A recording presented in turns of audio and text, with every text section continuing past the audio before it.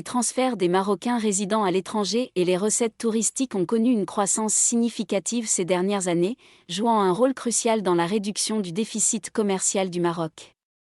En 2023, ces deux sources de devises ont représenté 15,38% du PIB, couvrant ainsi 76,7% du déficit commercial, contre 66,2% en 2022. À fin novembre 2024, elles ont atteint 213,14 milliards de dirhams, finançant plus de 77,29% du déficit commercial observé à cette date. Les transferts des MRE ont plus que doublé en une décennie, passant de 57,4 milliards de dirhams en 2014 à 115,26 milliards en 2023. En 2024, ils se sont maintenus à 108,67 milliards de dirhams sur les 11 premiers mois, soit une augmentation de 2,8% par rapport à la même période de l'année précédente.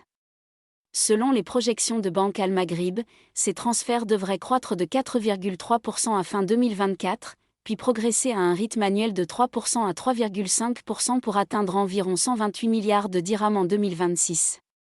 Les recettes touristiques ont également affiché une progression notable, augmentant de 68,82% entre 2014 et 2023, passant de 62 milliards de dirhams à 104,67 milliards. Après une baisse durant la pandémie de Covid-19, elles ont repris leur essor, enregistrant une croissance de 32,9% entre 2019 et 2023.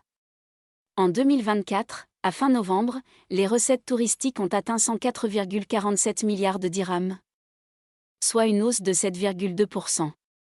Cette performance a permis au Maroc de grimper de la 41e à la 31e position mondiale en termes de recettes touristiques entre 2019 et 2023, selon l'Organisation mondiale du tourisme.